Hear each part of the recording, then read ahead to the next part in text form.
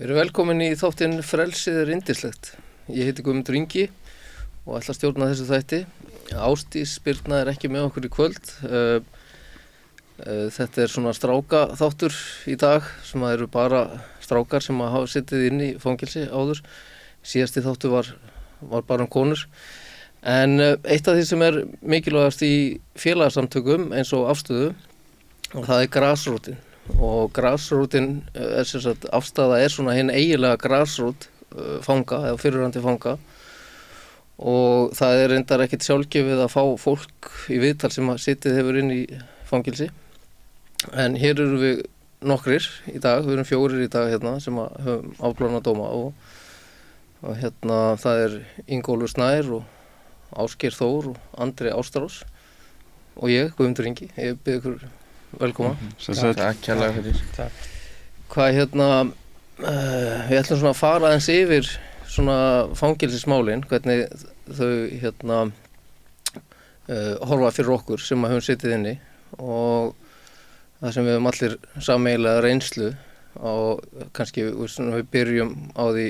þegar við förum inn í fangelsi og síðan ferli sjálft og svo kannski hvað má gera betur. Við höfum allir þá reynslu að stíga inn í fangelsi, hvort sem við höfum þurft að fara hérna í gæsluvarðhald eða verið boðaðir inn. Hvernig tilfinning var það fyrir ykkur, Ingólfur? Þú veist, ég fer náttúrulega fyrst mjög ungur inn í fangelsi og ég man að ég var bara logandi hræddur. Ég vissi ekkert almennilega hvað væri að taka við. Ég var ekki orðinn 18 ára og svona, þetta var svolítið viðbreyting frá því sem að ég var vanur. Ég var svona kerfisstrengur fyrir og svona, en hérna ég man að ég var bara mjög hræddur og ég vissi ekkert einhvern veginn hvað biði mín, sko, og hérna og bara ákveðið niðurlægingi til dæmis að vera, þú veist, klæða sig úr öllum fötunum fyrir framan 2 menn og svona. Ég man að það var alveg svona svolítið mikil viðbreyting frá því sem ég var vanur, sko. Hvað varstu gamall? Ég var 17. 17 ára, já. Á 18. ári samt. En þú, Ásgeir? Ég var 9 ára 18 ára og segi satt já, labbaði hana inn á skólaður stíg, skilur, og það var, þú veist, ég var náttúrulega bara með kökkin í hálsinum, skilur, maður var skítræddur og þú veist, vissi ekkert hverju maður ætti að bjóðast, skilur, eða búast við, skilur, en þú veist, og já, ég alveg sammála Ingólfi, skilur, að maður var að byrja sig að niðurlægja sig og klæða sig úr fötunum, skilur, sem að, þú veist, innan gæsluvarðhald alveg skiljanlegt, skilur, þeir eru að passa hvað að koma inn í fangelsi, þú veist, það menn að koma úr neyslu, þeir getur verið með alls konar hluti á sér og hérna, þú veist, en ég man bara, ég stóð á skólarstígi bara í hurðinni, þannig að það var svona lítið búr þannig sem maður sá alltaf hérna litið út, sko, og þetta var, þú veist, bara ógeðslega, þú veist, ömurlegt moment, skilur, þetta var bara, ég var 18 ára, nýbyrjaður einhvern veginn bara í neyslu en strax komin í fangelsi. Og já, það var erfitt, sko, en maður þurfti bara að vera með eitthvað grímu þannig að fyrstu mánuðina, sko. Já, Andri? Ég var hérna 21 stöggja þegar ég fór alveg fyrst, en það var alveg ég var tekinn alveg að hörku, sko. Ég var hérna, það var fyrir aðaldarsmygli og ég sóttur hann í vinnuna fíkn og það var ykkur 7 fíknúmerunum og ég bara þarna tekur alvaran við, sko, og við förum beint niður af Litla-Hraun, sko, og ég þar í einangrun í 1,5 mánuð þangað til ég fer í lausagæslu, og einangrun út af fyrir sig 21 árs fyrsta sinn inn í fangelsi sem var nú ekki djók, sko. Það tók alveg vel á, sko, og hérna ég get alveg svo kvartaði meðferðinni á lögreglunni, en þetta voru þeirra hérna þeir voru náttúrulega bara að reyna að komast yfir upplýsingar sem að þeim vantaði. En svo bara tóku ég að fara inn á Litla-Hraun í lausagæslu og það var erfitt, sko. Það var hérna, ég var drullu kvíðinn, samt spenntur á sama tíma, vissi ekkert hvað var að taka við. Það var enginn búinn að segja mér eða neitt, sko. Hérna, það gekk ágætlega, en þetta eitthvað sem að þetta bara tók á í alla staði, eins og segir, sko. Þetta áfall. Þetta áfall allan daginn, sko. Já, ég var kannski í eldri kantinum þegar ég fór fyrst í fangelsi, 25, og ég gleymi því ekki að hérna, ég var alltaf dæmdur í gæsluvarðhald og lögreglan keyrði mig bara upp á Litla-Hraun og ég man að við tók þetta þessi svaða turn og svaða hlið sko allt upplýst og maður hugsaði með þegar maður keyra þetta svo bara hvað að gerast núna þannig að en hvað já ég meina að því að við erum að tala um að þetta sé áfall, það er ákveðið áfall að fara í fangelsi og það er í raun og veru eitt af mestu áföllum sem hún getur orðið fyrir í lífinu, það er einmitt þessi að vera settur í fangelsi, við höfum rætt þetta stundum og en hvað tók við síðan? Ég man að þegar ég kom að þá bara var mér vísað á gang og ég settist þarna í sófa fyrir fram á sjónvarpið og hugsaði bara, ok, ég verð hérna í þessum sófa næstu 10 árin. Ég meina var gerð vistunar og meðferðaráætlun fyrir ykkur. Maður fyrir alltaf bara í gegnum þetta klassíska próf hana sem það er taka mann í allan upp á Litla-Hrauni. Ég man ekki alveg eftir hvort það hafi verið upp á skólarstíg. En ég man allan að þegar ég fór fyrst upp á Litla-Hraun þá var þetta, þú veist, spyrja hvort að maður sé hræddur við eitthvað eða jari, þú veist, en ég held, þú veist, það skiptir heldur engu máli einhvern veginn hvort að þú svarar þessu ég er hræddur við þennan, ég vill ekki hitta þennan, þú ert alltaf að fara að hitta hann, sko. Þú veist, en ekki nema alltaf bara fela þig inn á okkur gangi, skilur, og ekki fara út alla afbrúnuna þína, skilur. Þú veist, þú veist, eins og ég veit ekki, þú veist, það er náttúrulega mismunandi að fara hvaða fangelsi þú ert í, sko. Skólarstígur var náttúrulega bara, þú veist, hvað komust margir þangað, 15 manns, svo ferðu, þú veist, eins og að vara þeim tíma, það bara svo beint upp á Litla-Hraun, það eru hvað 80 okkar manns sem að geta verið þar, skilur. Það er mikill munur á því, sko. En hjá þér Ingólfur, gerði einhver áætlun með þér? Sko, ég man aldrei eftir einhverju eiginlegri meðferðar áætlun en ég sem sagt satt þrisvarsinnum minni aldrei í langan tíma og í þriðja sinn sem ég fer í fangelsi þá byrjar það á lokuðu gæsluvarðhaldi og ég er það, þú veist, óska eftir sálfræðingi þar og ég er mikið í samskipti við sálfræðing og það er í raun og veru, sko, þar hún hjálpaði mér svolítið þar, þetta var í þriðja skiptið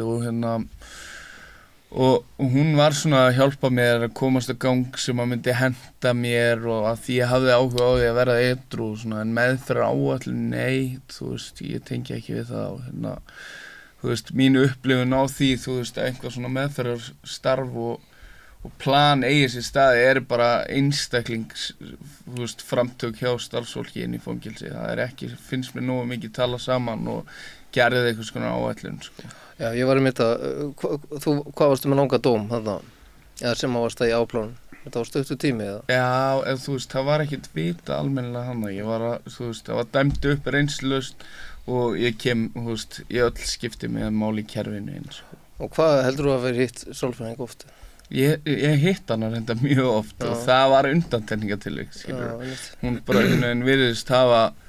átt að sig á því og hún ætti eitthvað séns, þú veist, og þetta er í raun og veru byrjun á minnum batagöngu, sko. Þetta er nefnilega alls ekki algengt, eða við heyrum það ekki og ég bara eins og í mínu tilfelli þá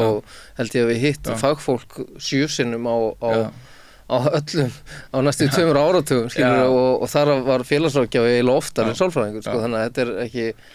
ekki kannski það sem við heyrum að menn fái svona oft viðtöl, oft er það þannig að auðvitað er það meir í dag en það var þá en oft heyrir maður þetta að þegar þú ert búin að hitta á einu sinni þá er nú ekkert alls ekkert víst að þú hittir hann aftur nokkuð tíma, sko, en hjá þér Andri, hvernig? Sko, tekið á móti mér þegar ég kom inn í lausagæslu á gang, sko, það var bara tekið þetta klassíska á móti mér bara, veist, átti í útistöðum við einhvern og veist, bara þessi gátlistir sem þeir fari yfir með öllum, sko, á Litla-Hrauni. Ekkert svona í sambandi við meðferð, ekkert fyrir en ég var búinn að vera í eitthvað tíma þarna. Þá var ég búinn að vera þarna í svolítið tíma, kannski ykkur 2-3 mánuði og ég var spurður hvort ég vildi fara meðferð á gangi. Þá var ég búinn að kynnast aðstæðum og þá var það ekki nógu spennandi, sko. En það var bara ungur og vitlaus. En í sambandi við sálfræðing og þetta, ég hef aldrei hitt sálfræðing meðan ég seti inni allan þarna tíma, öll þessi skipti sem ég var inni, en ég hitt félagsráðgjafann oftar. Og þá náttúrulega bara, það er eitthvað sem má gjörsamlega bæta í þessu kerfi öllu saman. Og líka, sko, eftir ég satt fyrst inn í hana 2005 eða eitthvað, og munin á því þangað til núna, hann er svo rosalega mikill, bara tengsli við starfsfólk, tengsli við fangaverið, þau eru bara engin, skilur. Núna lítur maður einhvern veginn að nota fangari sem bara einhverju mennabak við gler, þú veist. Þetta er búið að breytast mikið á þessum árum, eitthvað sem mætti bæta allan daginn. Já, þannig að þér finnst vera minni tengsl núna við fangaverið heldur en áður? Já, allan daginn, mér finnst það. Okay. Þú voru meiri á fyrirfyrst mér og en núna eru einhvern veginn, já, það er bara minni tengsl og það getur verið að það sé náttúrulega fangað að það sé lítið kennsla í fangaraskólanum, en ég skilst að hann sé á leiðin aftur á stað, en ég vona að það sé eitthvað til batnaðar. Klárlega, ég held að ég vera með tíma þar en sko ég sé þetta ekki alveg svona mér finnst að það geti kannski minni tengsl en mér finnst eins og fangaverðinir séu svona aðeins betur áttaðir í dag hvaða fólk í fangilsi og að það þurfa að vera önnur samskipti við þá sem eru í fangilsi heldur en var, sko, að því að áður fyrr þá var kannski ekki þessi skilningur á veikindu fólks hjá fangaverðum og þetta var meira svona fólk úr sveitinni sem var að vinna í fangilsunum. Það kannski getur verið út af því ég er úr sveitinni hliðin á að ég er að spjalla við mig meira, það getur kannski verið einhver ástæða þar á baki. Já, það er alveg, algjörlega, við þekkjum það, sko. En svo komið þið í fangilsi og við þekkjum að þegar maður kemur í fangilsi þá er ákveðin menning í fangilsunum og hún er auðvitað mismunandi á milli fangilsa en ég man eftir að maður sogast einhvern veginn bara inn í þessa menningu, maður bara, er kannski ekki svona en svo bara fer maður að taka þátt í öllu sem er þarna inni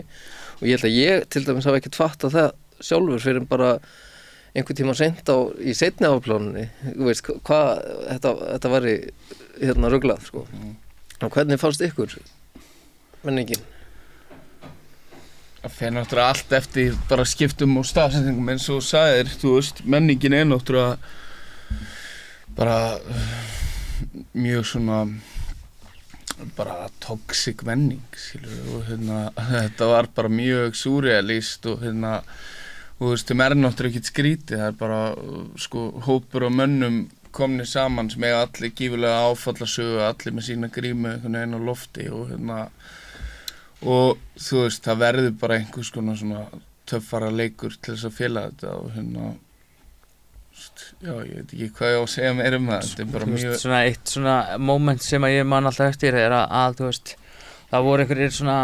innangeðslega háttsettir gæjar upp á Litla-Hrauni og voru reiður út í einhvern ákveðin aðla og þá var bara bannað að tala við sá mann, skilurðu. Og ef þú talaði við sá mann þá varst þú bara að fara að enda í sá flokki líka. Og þetta var svo asnalegt, skilurðu, af því að þetta voru fullorðnir menn en þeir bara þú veist, eins og núna þegar ég kom seinast inn, ég var bara veitu bara, af því að mér fannst ég kannski búin að þroskast eitthvað en mér fannst það bara vera svo að vera á leikskóla, sko.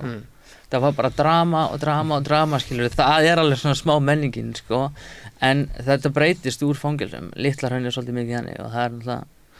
ef maður má kalla það, þú veist, hraunarar þar, skilur, og það er bara, þú veist, mér finnst það svolítið svona mikið drama stundum hann inni í sumum mönnum, skilur, og svo eru sumum sem vilja bara afplána tíma sinn, skilur. Upplifðir þú þetta svona, Andri? Sko, já, ég get alveg sagt það, sko, munurinn á, sko, hvernig þetta var fyrst þegar ég fór inn og hvernig þetta er núna, þetta er alveg svart og hvítt. Þetta hefur, sko, áður fyrir voru svolítið stóri glæpamenn sem stjórnuðu fangelsinni, skilur, og héldu sér svona nokkurn veginn í skefjum. Núna er þetta, eins og hann sagði, bara, þetta er svolítið eins og leikskóli. Þetta er bara, þú veist, þetta er chaos, einhvern veginn, ekkert utanumhald og bara, eiginlega bara hefur farið bara stigversnandi niður og við erum núna bara seinustu árin. Bara finnst mér, ég var þarna núna í fyrradag og það var náttúrulega ekkert frábært ástand sem er þarna og maður líður svolítið eins og maður sé að díla við bara leikskólakrakka fram og tilbaka, því miður. Þannig að þú tala að það séu svona veikari hópur í dag í fangelsunum og það er náttúrulega kannski því líka að kenna eða þakka að við erum með aðeins svona þannig kerfi í dag að það eru fleiri sem geta farið í opin úrræði og það er náttúrulega, þeir veljast þanga náttúrulega kannski þeir sem eru í lagi sko, og standa sig og þá eru alltaf hinir eftir þessir veikari sko. En ég get alveg verið sko að sagt sko að í fangelsunum eins og Litla-Hrauni þar gerist allt, þar er það hafa komið upp nauðganir, líkamsárásir, einelti, kynferðislegt áreitni, það er allur pakkin sem er Snúku ára þessi whatever sko. Þannig að hérna og menn taka oft þátt í alls konar hlutun sem að þeir myndu annars ekki gera kannski undir venjulegum kringumstæðum og ég held að eins og ég segi fyrir úttektinni minni þá áttaði ég mig ekkert á þess, ég tók bara þátt í þessum hlutum en síðan sko í seinni úttektinni þá fer maður svona, þá maður kannski þroskaðri líka og og er að spila öðruvísi úr úttektinni og þá áttar maður sig á maður getur kannski ekki alveg verið að haga sér svona skilur, en þetta er fólk ekkert endilega að uppgöta sjálft skilur þegar það er að inni. Þannig að þetta er getur verið svolítið svona, Já, alls konar sko. En hvað síðan, sem sagt, þessi meðferðar- og vistunaráætlun, þannig að það er alveg á hreinu og það er ekki gerðar vistunar- og meðferðaráætlun fyrir neitt þó að það sé gerð svona ákveðin könnun. Já. En við höfum náttúrulega, í afstöðu höfum alltaf lítið á þannig að þetta sé ákveðin svona grundvallar atriði að gera að því að þegar einhver fyrir fangelsi þá er klárlega eitthvað sem er og þarf að taka á og þá þarf að meta það út af hverju er manneskjan í fangelsi og hvað er hægt að gera og þetta er alveg, vantar alveg í raun og veru myndi ég telja. Mér finnst fangelsi í dag bara vera svona, ef þú ert fíkill og ert að fara í fangelsi þá er fangelsi bara þannig að þegar löggan handtekur þig, keyrir upp á Hólmsheiði, þú fer bara upp á Litla-Hrauni eða inn á Hólmsheiði í 1 ár, horfir á sjónvarpið og svo er það bara hent út, skilur. Þetta er bara geymsla, skilur og þú byrjar bara að gera nákvæmlega sömu hluti og varst að gera áður en þú fórst inn í fangelsi af því að þú ert ekki búin að byggja neitt bakland eða neitt, skilur, kannski það er ekki verið að gera neitt, skilur. Núna þegar ég kom seinast inn, þá akkurat mér langaði að tala um þetta með sálfræðing. Ég var að vinna hana og ég var nýbúin að bara æskuvinur minn dó í höndunum á mér og ég hitti sálfræðinginn út í vinnunni hana upp á Hólmsheiði og ég sagði henni frá því, skilur, og ég sagði henni frá því, ég var bara í áfalli yfir því, skilur, og bað hann um að kalla á mig og hún labbaði oft fram með mér á dag, skilur, hún kallaði aldrei í mig, og hún var bara að taka eitthvað svona nokkra fyrir. Ég sá hann oft vera að kalla á sömu strákana bara á að því að upp á Hólmsheiði er miklu meiri, það er auðveldara fyrir þetta starfsfólk að fara þangað því að það er nálægt bænum, skilur með að það er, keyra kannski bara 2 í viku upp á Litla-Hrauni eða 1 sinni í viku eða þess vegna, skilur og ég held ég hafi talað nokkru sinnum við sálfræðing meðan ég hef verið í fangelsi og ég er búin að afplána 5 ár í fangelsi og það var bara því að hún var sálfræðingur sem var að vinna á meðferðarganginum líka þannig að hún gat nýtt þessa menntun sína líka, skilur. En ef við færum okkur í kannski neysluna, það er mikil neysla í fangelsunum og auðvitað mismunandi á milli fangelsa, hvernig upplifið þið? Neyslan,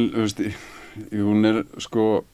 hún er minni á Hólmsheiði en það er alltaf þegar ég komið í fangelsi þá skiptir engum máli hvar þú ert ef þú vilt fá þér þá er það ekkert mál það er bara svoleiðis, alveg sama hvar þú hefur verið en Hólmsheiði er þetta er einangraða fangelsi og erfiðara fyrir menn að fara með dóp á milli og þetta er svona kannski enginn er við ykkur að ganga það er svolítið svoleiðis en þegar þú ferð bara á Litla-Hraun þá er það svona þetta er miklu meiri neysla þar og efnin eru búin að breytast svolítið mikið, náttúrulega komið harðar efni, krakk og kristall, whatever, skilur og meira töflum sem er bara ekki gott, þannig séð sko. En þetta var ekki þannig fyrir 15 ára síðan, þá var til þess krakk og kristall og minna af þessum töflum, eða ekkert af þessum töflum þegar ég var í fangelsi fyrst sko. Mér finnst hún að versna upp á þetta að gera næstan sko. Það er náttúrulega líka, svo eru komin náttúrulega fíkniefni sem að mælast ekki eins og þetta Spice, skilur það er náttúrulega svakalegt, skilur ég hef alveg labbað 3 mönnum sem eru bara liggjandi í ælunni sinni bara og eru að kafna og ég þurfti að leta sama einstakling bara 3 hliðina bara svo hann geti ælt út sér, hann var ekki að tala við hann sko og svo líka bara Hólmsheiði, það er erfiðar að dreifa efnunum þar af því að þetta er skipt niður en mér myndi segja að það væri auðveldar að koma efnunum þar inn af því að það er auðveldar að fá heimsóknir þar, skilur en þeir eru samt ekki að því af því að þannig þeir eru ekkert svona mikið að því af því að þetta er hólfa niður og þá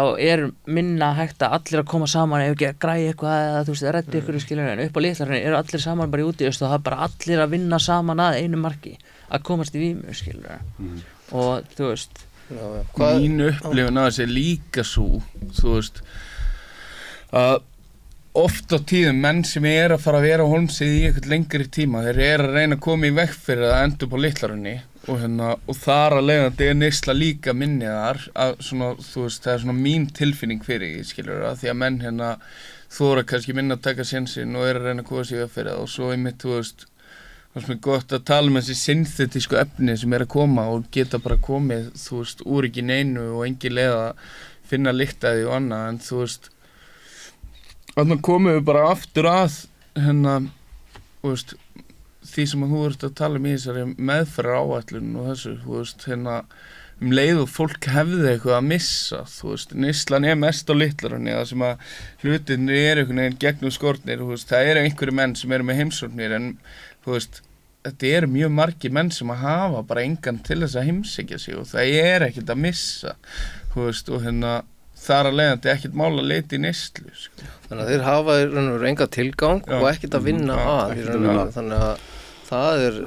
kannski vandamál í fangavistinni. Ég myndi að sjá það umbun. Það náttúrulega ekkert verra heldur en, þú veist, ef þú ert upp á Litla-Hrauni hefur engan til þess að heimsækja þig, farið aðabrót, það breytir voða litlu máli nema að bara dagsetningin færist aðeins lengra frá og ef þú ert með langan dóm, skilurðu, þá bara, þú veist, sumir bara, ok, ég með 5 ár, ég þarf ekki að fara að haga mér fyrir en ég komin, það bara 4,5 ár í að ég megi fara eitthvað annað eða eitthvað, sumir vilja bara vera upp á Litla-Hrauni í neyslu, skilurðu,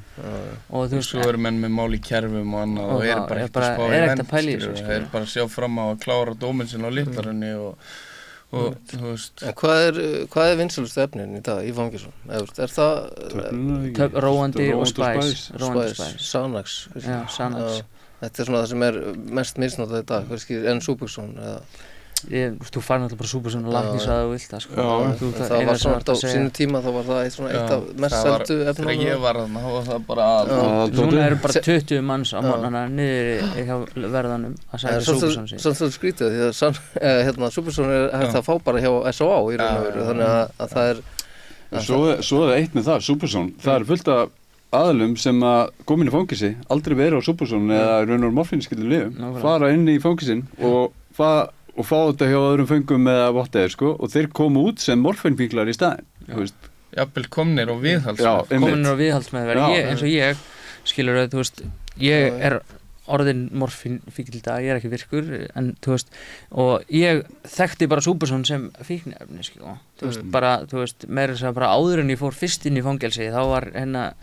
félagi minn sem að let mig prófa þetta því að hann vissi að ég væri að fara inn í fangelsi, hann var bara að stríða mér, skilur, og sagði að þetta væri eitthvað annað, en let mig prófa þetta, hann var bara að segja að þetta myndi ég vera að nota á hverjum degi upp á Litla-Hrauni, skilur, svo þegar ég fór að reyna að hætta á morfíni, skilur, að alltaf þegar ég var á Subuxone þá tengdi ég þetta svo mikið við fíkniefni, skilur, sem átti að vera að bjarga lífinu mínu, að ég datt oft bara í það, því mér fannst hvað sem ég að vera bara í neyslu, skilur, þegar ég var að taka Subuxone af læknisráði, skilur. Þannig að í raun og veru þegar ég var í fangelsi fyrst að þá var bara hass eiginlega og hassið átti markaðina það og það var svona ef það var mikið hass til og þá hafði það áhrif á fjárkerfið í hagkerfið í fangelsunum og það var kannski lítið að gera í sjoppunni en þannig að þeir sá alltaf þegar það var mikið hassi til en allt annað sem kom var svona í minna magni sko en þannig að það má segja að þessi barátta og þetta stríð gegn vægu efnunum eins og hassinu að það hafi leitt til þess að í fangelsin komu harðari og efni sem að hættulegri og það er bara það sem gerðist í raun og veru. Ekki spurning. Og þetta þú veist, maður hefur heyrt af mönnum sem hafa setið inn í Danmörku og annars að svona, þá eru menn að tala um það og þú veist, og ég sé það bara í þáttum á Netflix eins og í Grænlandi og svona, þú veist, það er bara markvisst ekki verið að bregðast jafn mikið við hass og kannabisneyslu inn í fangelsunum og þú veist, út frá því að örugglega út frá því að bara það heldur mönnum frá harðar efnum sko. Já, ég get staðfest þetta. Já, það er bara klálega þannig sko. En hvað Ok, en meðferðarúrræðin sjálf inn í fangelsum, hvaða meðferðarúrræði eru til fyrir það sem vilja hætta inn í fangelsum? Það náttúrulega bara meðferðargangurinn á Meðferðargangurinn, Litla-Hrauni. þú veist, það er eina. Og svo já, það er ég meina, það var það sem bjargaði mér og okkur öllum eða ekki. Jú, ég meina, Spilar inn í já, mjög mikið. ég fór í seinustu afplánunni inn á meðferðargang, fór bara markvist inn á hann, reyndar ekkert eitthvað og búin að spá eitthvað hvernig ég ætla að gera, en fór inn í það og síðan þá hef ég verið edrú, farið í AA og ég þurfti að gera þetta allt sjálfur. Ég þurfti að biðja þetta hvert einasta skera sjálfur, bara bókstaflega frá aðtölu. Það var einn maður, eða bara einn maður sem sér meðferðarganginn á Litla-Hrauni og hann gat ekki orðað þetta betur. Þetta mjög erfitt mál að vera með hennar meðferðarganginn, menn þetta eins og vera með edrúborðinu á heilum bar. Þetta svolítið svoleiðis. Þetta bara chaos og... Það alveg eins og að reyna að vera edrú bara inn í partíi. Já, þannig að meðferðargangurinn sem slíkur ekki að virka. Að einhverjum marki en ekki því sem við myndum vilja. Nei, það meina þegar frá því ég satt inni þá voru við 3 sem ennþá edrúdrak, sem ég veit af þeir árinu, skilur. Það ég hef átt af öllu sem hafa verið. Átt samtal oft við hann Jón Þór Kvaran sem þú ert að tala sem stjórnar meðferðarganginum og hann hefur komið hingað líka og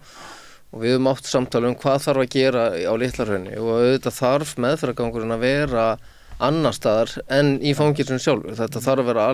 algjör aðskilnaður, þannig að menn hitti aldrei aðra og við höfum komið með þá tillögu að hús 1 yrði tekið undir þetta og verið þar væri bara meðferðarúrræði en þar komast færri að heldur en á hinum. Hús 1 það líka bara úldið Já, en það er verið að gera það verður opnað aftur eftir hálfa mánuð, skilst mér en þar komast færri að og það sem að mér skilst að þá fangelsin að fá ákveðin pening í þetta verkefni og ef þeir minnka það þá eru þeir hræddir að missa það, þannig að þetta er alltaf spurning um peningin en frekar en árangurinn, skilur þetta er svona, þannig sé ég þetta allavega, þannig að það er kannski ekki eins mér finnst eins og það vanti viljan skilur til að láta þetta það gefur náttúrulega auguleið að þú fleiri sem þú nærð úr bata úr fangisi sem ná ykkur bata því hagstara það fyrir allt hagkerfi Íslendinga það náttúrulega bara segir sér allt það kostar alveg helling spinning fyrir ríkið að þjóðfélagi að loka hvern mann inn í fangisi hverju mánuði það er náttúrulega bara og ef maðurinn kemur ekki út bættur eftir fangisi þá er allar líkur að hann detti aftur í það og gerir nákvæmlega sama áður en að fer inn og fer aftur í fangisi. Það er náttúrulega bara common sense. Ég get líka sagt, eins og í mínu tilviki að því við erum að tala hennar meðferðarganginn og allt þetta, ég byrja mína edrúgöngu daginn sem kem inn í fangelsi en í seinasta sinn sem að þegar ég hætti algjörlega neyslu ekki fyrir en að ég daginn sem ég losna. Edrúdagurinn minni dagurinn sem ég losna út úr fangelsi, út frá bara aðstæðum og einmitt, hreyfingum á ganginum og menn að koma og ég dett í það á meðferðarganginum en hann hjálpaði mér upp á vissu marki en það er ekki fyrir en bara daginn sem ég losna sem ég er komin út úr þessum aðstæðum að vera í fangelsi sem ég næði að verða alveg edrú. Einmitt, við heyrum stundum að ef eitt dettur í það á meðferðarganginu og detta allir í það og þá kannski þú allir að yfirgefa það gangi það gerist hjá okkur og síðan líka kannski að fólk sé á meðferðarganginum á röngum forsendum þeir fá kannski eitthvað hærri laun eða fá betri mat og eitthvað svona og það er svona álgert svindl svolítið en þannig að menn séu ekki alveg að taka þátt í svo réttu forsendum og það vanti svolítið og þannig að það þarf klárlega bara eftir að maður hlustar á ykkur að það þarf að taka á þessu málum sérstaklega og breyta, það þarf að breytast eitthvað en það er svolítið mikið og við höfum séð það í okkar heimsóknum inn í fangelsin að það er mikið unga stráka og í fangelsunum og þeim finnst agalega spennandi að koma í fangelsi og maður heyri það bara í þegar maður heyri það og hlustar á það að tala í síman það er bara já þetta er frábært það er þessi og þessi maður og þetta er bara allir vinir mínir og þeim finnst þetta ótrúlega flott og ég meina hvað er í gangi Ásgeir, þú ert yngstur á okkur Hefur þú einhverja skýringu á þessu? Það náttúrulega bara ný kynslóð að koma inn í fangelsiskerfið, skilur, alveg eins og hann sagði og við, þú veist, að þetta væri svolítið eins og leikskóli núna. Þegar ég kom fyrst inn í fangelsi, skilur, þá var ekkert verið að stinga neitt, sko, ekki séns. Bara strákanir sem að stjórnuðu svona þessu, þeir eru aldrei leyft það. Þeir eru aldrei leyft það, af því að þarna er þetta fokka í þeirra rútínu og þeirri afplánun og meiri augu á þeim, skilur. En núna eru bara yngri gæjar sem eru að reyna að gera sig að einhverju nafni, skilur. Og þá er bara, þú veist, þá eru bara, þú veist, þannig að, þú veist, þetta eru ungu strákar sem eru að koma inn, eru kannski búin að heyra frá vinum sínum sem eru komin upp á Litla-Hraun sem eru bara aðeins eldri en þeir og þeir eru bara, já, við erum bara að selja hérna, bara að geða gaman og þeim langar bara að koma inn í fangelsi, skilur, til þess að vera með hluti af þessu og geta sagt að þeir hafi verið inn í fangelsi þegar þeir koma aftur á götuna, skilur. Og þetta er bara, þú veist, ég held að sé svolítið mikið það, bara það er yngri kynslóð að koma inn í þetta og þú veist, eins og þú sagðir, þú veist, það var náttúrulega bara hart þegar þú varst þannig fyrst og þetta var breytist með tímanum, skilur. Já, mér, þú veist, það er náttúrulega, þú veist, þetta bara, ég upplifi það þannig, þú veist, að menni eru miklu fyrr og miklu, þú veist, meðvitaðri að fremja alvarlegri ofbeldisglæpi og annað sem að verður til þess að yngri strákar eru að koma inn í fangelsi og fangelsi er búið að missa, þú veist, hjá þessum mönnum, það er ekkert sem heitir fælingamáttur og annað, skilur, það er kannski ótt í þessu en þú veist, en það er ekkert svo mikill þú veist, fælingamáttur og því að menni eru bara að setja sig í ákveðin hlutverk til þess að vera með eitthvað reppi í þessum heimi og annað og þú veist, ég spyr sjálf á mig ef þessi menn myndu vita að afleiðingin væri að þurfa að vera hjá þerapista einu sinni í viku og þurfa að setja sálfræðitíma og vera í einhverju prógrami myndu þeir beita ofbeldisglæpi þá, skilur, ég er ekki viss að vera jafn aðlaðandi, þú veist, þeir segja bara fuck it, ég fyrir bara að chilla með homies eins og þeir myndi segja það, skilur, í staðin fyrir bara eitthvað, já, herru, ef ég brýt að mér þá verður bara fylgst ótrúlega mikið með mér og ég þurfa að vera eitthvað að tala sjálfa mig og sálfræðingi og þú veist, ég hugsa að það er meiri fælingamátt fyrir þessa stráka heldur en að þeir vita Litla-Hraun sé næsta stopp, sko. Já, ég bestið við bara samanlega upp á hann, sko. Mér finnst það bara grátlega þróun að þetta skulle vera bara geði kúl. Þetta er bara glata situation, sko, en þannig að verðist þeir bara, það er búið að aukast einhver harkan í glæpunum meðal yngri kynslóðanna og þeir eru náttúrulega bara, allir, eins og segja bara einhver homiesana og allir komnir saman hann á Litla-Hraun og þetta er bara nýja trendið, þú veist, bara sem er glötuð þróun og það er eitthvað sem að ég veist, ég meina Fangelsismálastofnun og fleiri meðferðaraðilar mættu bara taka þetta fastari tökum á bara hverjum einum einstaklingi þeir koma inn bara og í raun og ég veit ekki hvað þeir eiga að gera samt í fælingamátt en það er eitthvað sem við þurfum að bæta eitthvað sem við verðum að gera. Það er spurning að skikka menn að taka ákveði námskeið kannski í áplánun og færði ekki reynslulaust fyrr, sko, það þarf einhvern veginn að gera eitthvað svoleiðis, held ég, því að svo erum við til dæmis með fólk sem í fangelsum sem að er algjörlega blásaklaust, það er að segja þau halda það eða þau eru ekki að sjá og það eru náttúrulega sérstaklega ofbeldismenn og ofbeldismenn í samböndum með það sem að lemja konur eða eitthvað sliðis að þeir eru ekki að sjá hvað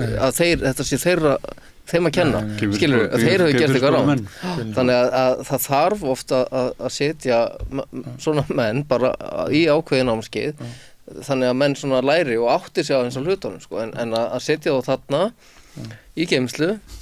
svo koma þeir út í sko enn verra ástandi og við vitum alveg hvað gerist þá að konan eða aðrir fá glóður á hinu líka eða bóðum, veist, þannig að en sko, ok, við erum síðan afstæðar með vettvangsteymi og þið eru tveir í vettvangsteymi afstöðu og eru að fara reglulega inn í fangelsuna að hitta stráka og stelpur og þú veist að vinna þau upp og ætlar að koma seinna þegar þú ert tilbúin í vettvangsteymið og taka þá en sko það sem ég hef tekið eftir er að þessir ungu að þeir eru samt að hlusta, þeir eru að reyna að spurja spurningar, er ég að gera rétt, á hvað á ég að gera, þú hefur verið þarna áður, ok, skilur og maður sér það á þeim að þeir eru að draga inn upplýsingar og spurja, þetta ykkar reynsla líka? Þetta klálega bara mín reynsla og ég get alveg sagt það sjálfur, ég að vinna svona aðeins með annarri stofnun og svona í svona dæmi og bæði á geðdeildum og annar staðar, öllu heilbrigðiskerfi og alls staðar verið að reyna að taka inn þennan jafningja stuðning, skilur, sem að mætti klálega vera miklu meiri. Við komum og sinnum einhverjum jafningja stuðningi, við erum ekki að fá borgað fyrir þetta og gerum þetta bara með vinnu og fjölskyldulíf og öllu, mínu upplifun svo að jafningja stuðningur bara eitt af mikilvægasta vopni í að breyta, skilur, af því að þetta snýst svo mikið áhrifagetni. Ég get sagt, í mínu tilviki, ég vildi ótrúlega mikið breytast og ég sóttist ótrúlega mikið eftir þessu og það var líka eina leiðin, þess vegna erum við að tala í byrjun að ég hafi verið hjá sálfræðingi mikið og eitthvað svoleiðis, það bara eingöngu vegna þess að ég sóttist eftir að hitta sálfræðingin, ég lagði mikið á mig og en ég varð líka fyrir klóm áhrifagetnins í fangelsi, og afvegaleiddist á tímabili og annað inni og það út af því að við verðum svolítið fólki sem við erum í kringum og ef við erum bara í kringum menn sem eru bara, að gefa skít í allt og svona, það mjög erfitt fyrir okkur að leiða einhvern veginn sömu braut, þannig að mér finnst að jafningja stuðningur ætti að vera miklu meiri til þess að, ég hef ekki ennþá lent í því þessu vettvangsteymi að mæta þarna og vera að segja mönnum eitthvað, já, langar ekki að fara og að tala uppbyggilega og einhver segir við mig, hei, þegið þú þarna, skilur, það ekki séns. Allir þessi gaurar, þeir hlusta og alveg til í að heyra og alveg sammála, en svo, eru við þarna í takmarkaðan tíma, svo löpum við bara út og þá tekur, gamli félagskapur við og skila minni árangri, Þannig að vettvangsteymi sem slíkt er að virka og... Já, það að skila Vettvangsteymi, allan daginn, fólk fangarinn náttúrulega horfa okkur menn sem fyrirvændi fanga hefur náð að snúa gjössalega við blaðinu og okkur gengur gett vel, bara þeir, það er enginn að fara að segja með það að það sé, það er alltaf myrkilega fáir fangar með alveg þvílíkt einbeittan brotavilja í það bara að vera fucking fangi, skilur við, varst ekki að segja það. En auðvitað og þess vegna er gaman að koma þann inn og sýna fram á það að þetta er alveg hægt, það er betra líf til en að vera þarna, bara, en það er náttúrulega, skiptir máli er félagskapurinn sem í kringu þessa stundina, og þetta veldur allt á sjálfu þér, hvort að þú vilja ná árangri ekki. Það er bara svolítið hannig. Já, ég líka að taka það fram að í vettvangsteyminu, þetta er blanda teymi af, eins og þið þekki vel, af fyrirverandi föngum og svo fagfólki. Og við erum svo heppin að við erum með sjálfboðaliða líka sem eru úr röðum fagfólks og það eru 3 félagsráðgjafar, hjúkrunarfræðingur, geðhjúkrunarfræðingur sem er svona faglegur ráðgjafi hjá okkur, þannig að þetta er svolítið flott, það finnst mér þetta er bara alveg glæsilegt heimi en við erum samt ekki að fá nógu mikið stuðning frá stjórnvöldum til að gera þetta á faglegri nótum og það er það sem við þurfum að gera en að því að þú talar jafningja grundvöll og fræðslu og annað að ég fekk að fara í boði dómsmálaráðherra til Finnlands að skoða fangelsi og úrræði og hvernig þeir gera þetta og ég var mjög hrifinn af óbóðslega mörgu, auðvitað er margt gott þar og slæmt hér og svo veist í alls konar hlutum en svo fór ég að skoða úrræðin sem eru svipuð og afstæða, sem eru svona svipuð samtök og það er allt unnið á jafningja grundvelli en þau eru með 103 starfsmenn 103 starfsmenn, ég fekk áfall ég bara núna verðum við að fá meiri stuðning hér og við verðum og ég meina við erum að sýna það, við erum búin að ná fram allar breytingar sem eru orðið á fangelsmálum bara síðasta áratug til hins betra er að frumkvæði afstöðu og breytingar og reglum og öll umræðan sem er í gangi þetta er svo nauðsynlegt það er bara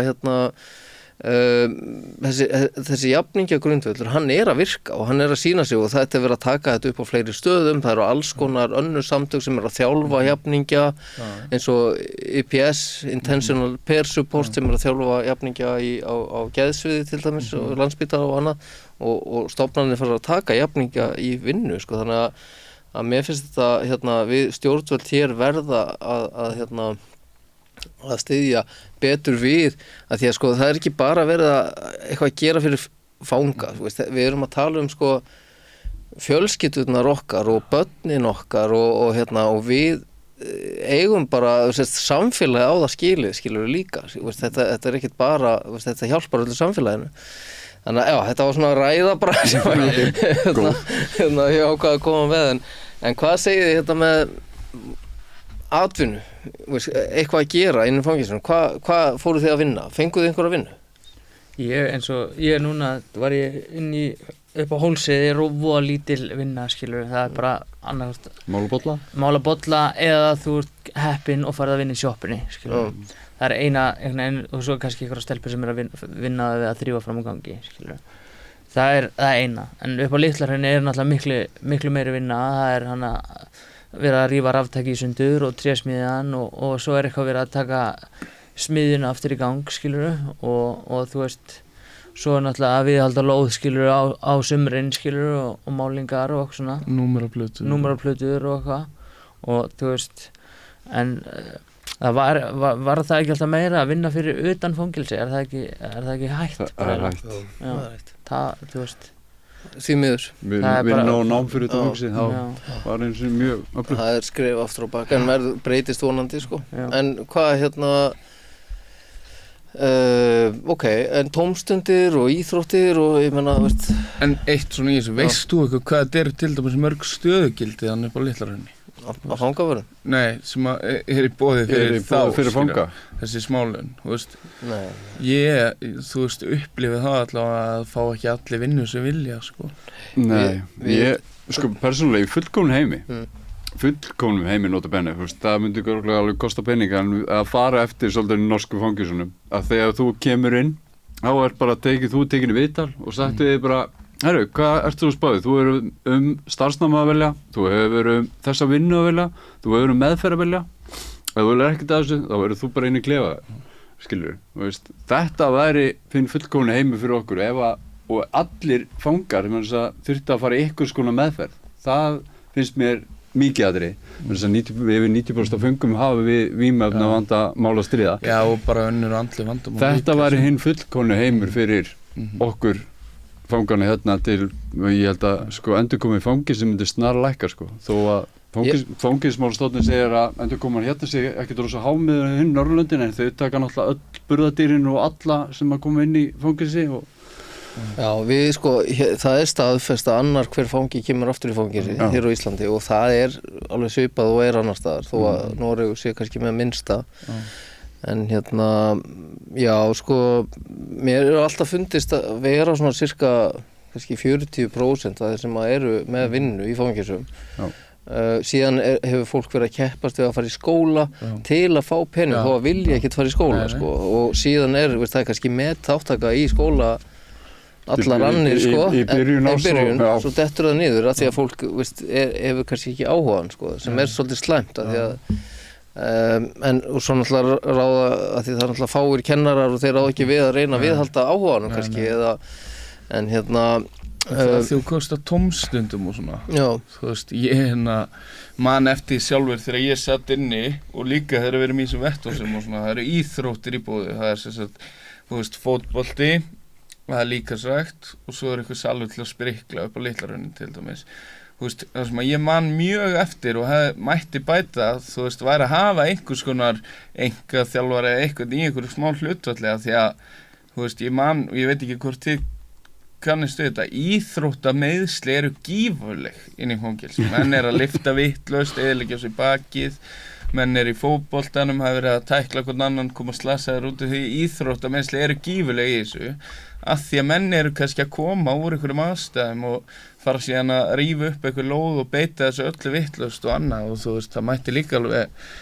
setja einhvern smáaugur í að hafa kannski einhvern einkaþjálfara einu sinni í viku. Og viðhalda tækjum, ég held Já, að það sé viðhalda líka, sko, tækjum því að líka. tækin eru ónýt, Já, ég meina, sko. sum tækin voru bara Byggð af föngum. byggð af föngum, Já, já, þegar ég og var fyrir þarna. sko mjög löngu, Já, sko, já, þannig að auðvitað er það, getur það verið hættulegt, Já, sko, þegar slitnar já, bara ekki tæki spurning. og svoleiðis. Menn voru bara, Já, en hvað það sem ég er svolítið forvitin, sko, með, ok, við vitum að í fangelsunum er veikari hópur og það eru jafnvel einstaklingar sem að eiga við vandamál með vímuefni í æð. Já. Sjáu þið það sem mikið vandamál inn í fangelsunum? Já, það er alveg, þú veist, Það er alveg dæmi um þannig, það, sko, já. það er alveg dæmi um það, sko, alveg bókað, sko, en þú veist, það er alveg vesen að ná því, en skilur, ef þú ert með einbeittan vilja í því að vera í neyslu, þá myndi alveg ná því, skilur. En hvað finnst ykkur eins og til dæmis með skaðaminnkun? Þarf ekki, nú er verið að tala mikið um skaðaminnkun hér í samfélaginu og alls þar í heiminum. Þetta er svona aðeins að breytast og viðhorfin og annað slíkt og ef að menn eru í neyslu æð, sem sagt inn í fangelsunum, þá er mjög erfitt auðvitað að koma inn með nálar og sprautur og yfirleitt eins og ég þekki þetta, þá voru menn að koma með þetta í smygli í raskatinu, sko, svo er að vera að dreifa þessu á milli og menn að nota sömu. Ég meina, hvernig finnst ykkur, hvað hugmyndir hafið þið til dæmis með skaðaminnkun? Hafið þið eitthvað pælt í þessu? Já, ég náttúrulega er hlutastarfsmaður í, þú veist, þessum málaflokki hjá Reykjavíkurborg, heimilislausum með fjölþætta vanda, sem er búið að taka skaðaminnkun mjög mikið inn og auðvitað á bara að vera aðgengi að þessu rétt eins og smokkum í fangelsi, þú veist. Smokkar, eru aðgengi að smokkum? Nei, en það á að vera. Í heimsóknar almenni er það þar. Já, þú veist, en mér finnst það bara persónulega að þetta eigi að vera aðgengi að þessi fangelsi á þess að, þú veist, ég held að þetta myndi ekki auka eitthvað, þú veist, búa til fleiri sprautufíkla eða eitthvað svoleiðis, sko. Súpersson býr til fleiri morfínfíkla en enni heldur en sprautur myndi búa til sprautufíkla. Þú veist, og En sko, það er náttúrulega hugmyndin líka náttúrulega að þegar menn eru að notaðar nálar og þá er mikil sýkingarhætta og bæði eru menn að smitast af sjúkdómum og geta fengið bara sýkingu í sig og það er rísa kostnaður líka, sko, fyrir utan heilsukostnaður og þá er það kostnaður peningarlegur líka, sko, þannig að þetta er framtíðin en ok, þannig að þið myndu vilja sjá aðgengi að sprautum og nálum og svo náttúrulega væntanlega að meðferðum jafnvel læknaþjónustu þar sem að Ég myndi vilja sjá það frekar, þú veist, ég trúi bara að þú veist, þó að komast í spraut og nál, skilur, að þú ert ekki sprautufíkil, þá ert ekkert eitthvað líklegri til þess að fara að sprauta, held ég, sko. En ef að einstaklingur sem er með þessi vandamál og fer til læknis eða hjúkrunarfræðings inn í fangelsinu á hann hættu á að það verði vesen fyrir hann inn í fangelsinu eins og það er í dag, myndi hjúkrunarfræðingurinn segja í fangelsyfirvöldum frá því, skilur, ef hann væri að sprauta sig, skilur. Ég veit það ekki, sko. Er það löglegt, eða? Nei, það er nú ekki, maður veit ekki, sko. Það myndi ekki halda það. En það var auðvitað á sínu tíma, þá vorum við alltaf með svona, okkur fannst ekki í lagi, sko, að sálfræðingar og félagsráðgjafar til þess sem væri að vinna hjá fangelsyfirvöldum væri síðan að koma upplýsingar sem hefði áhrif, var kannski að tala við fólk í afpláninu og svo látaðu, sko, fangelsyfirvöld vita, þannig að það getur haft áhrif á afplánuna, þannig var þetta kannski svolítið í gamla daga, sko. En það er breytt í dag, sko. En ok, svo farið þið allir í opið fangelsi, eða ekki? Jú. Ég hef verið í opnu fangelsi. Jú, það var svart og hvítið að sitja inni til dæmis á Litla-Hrauni og þannig, sko, þú veist, það er svona, við svo tölum á hann, það er svona heilbrigðara hópurinn sem að fer oft þangað, sem fer í opnu fangelsin og það er eitthvað sem er úrræði sem mætti fyrir mína, þú veist, ef ég var eitthvað stjórnir, ég ger það ekki, en þá myndi ég að fjölga þessum úrræðum fyrir alla muni og hafa líka markvissara meira starf inn í þessu, meðferðarstarf og, þú veist, bara einhverjum bara meira fjölbreytni í raun og veru fyrir bata, hvers fanga fyrir sig, þú veist, taka það markvissara, það sem er ekki gert í raun og veru þetta lúxusgeymsla eins og staðan í dag, það bara svoleiðis, ég myndi orða það þannig, þú veist, þetta er geymsla, þetta hrottalega geymsla svolítið á litla runni, eða þetta er lúxusgeymsla, þú veist, eins og bara staðan í dag, Myndirðu vilja að fólk sé skikkað eða svona að það sé skylda að taka þátt í prógrami og já, allan daginn og vinnu og menntun og allt já, allan daginn, ef þú ætti að komast á svona stað yfir höfuð þá áttu þetta á að gefa fara í ykkur prógram, það er bara þannig En þú veist, ég man eftir mér leiddist í opnum úrræðum rosalega það var ekkert að gera þar, þú veist, ég fekk þetta frelsi að vera í samskiptu umheiminn það let bara tíman einhvern veginn hægja á sér og svo var náttúrulega bara alltaf aðgengi þú veist að interneti kortið á hinn og stanum en þú veist þar hafði ég betri aðgengi að íþróttum, betri aðgengi að menntun, betri aðgengi að öllu og bara meira að vera mér leiddist í opnum fangelsum sjálfur sko. En samskipti, fjölskyldu og svona í opnum, þau eru betri. Það er miklu betri. Jú. Lengri heimsóknir. Já, það voru kannski heimsóknir, það er einhvern veginn það einu. En með samfélagsmiðla, nú veitum við að fangar eru svona almennt á samfélagsmiðlum, þó að það sé bannað. Það er svona að segja þessar reglur eru bara barnsins tíma það er bara svolítið þannig Við fáum alltaf þessi rök sko, já ég meina þeir geta reynt að hafa samband við fórnarlömb eða eitthvað slíkt sko en ég meina þú getur það líka alveg bara hringt í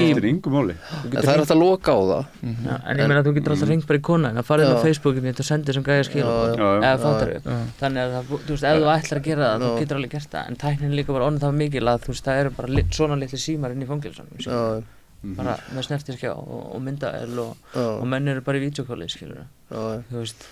þannig að sko en í mínum huga þá eru samfélagsmiðlar mjög mikilvægir fyrir fanga þannig að þeir geti viðhaldið tengslum við fjölskyldu og séð, ég meina það fer allt fram á samfélagsmiðlum, þú sér myndir af börnunum hvað eru að gera yfir daginn og getur verið í samskipti við þau og ef að þetta er ekki leyft eins og þetta er í dag sko, það eru margir sem að bara verða líka tækni heftir, ég þannig eftir ég var mjög lengi í fangelsi og ég bara á mjög erfitt með tæknina og og ég meina þetta háir manni það sem eftir er sko, að hafa misst svona langa tíma úr það er bara þannig að þó að sumir reynda að segja að ég ætti að vera eitthvað minna á Facebook en það er það samt sko. Þetta hefur gífurlega áhrif og ég fanga vist á að vera sem líkust samfélaginu, menn hafa átt að segja á því gegnum tíðina þannig að við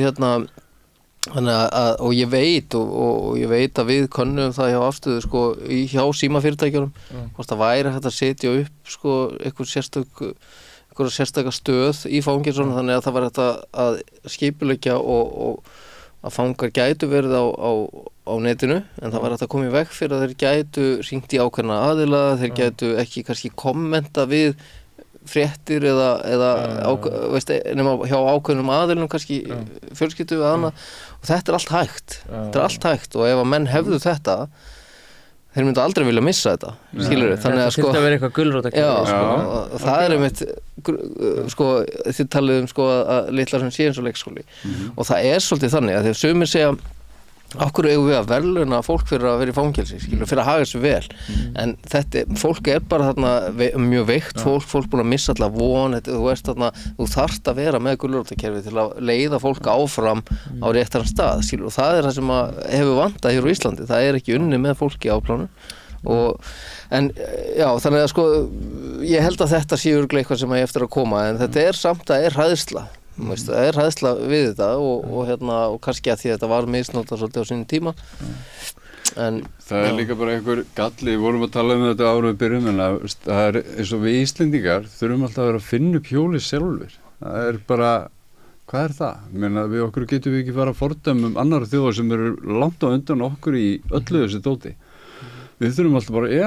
við skulum gera þetta og svona því við erum bara rosalega sjálfstæð þjóð þetta er svo margt af þessu, þetta er bara hlægilegt, bara því miður. Eins bara með samfélagsmiðla, þetta er bara barnsins tíma þessar reglur, það er bara þannig, við vitum það alveg.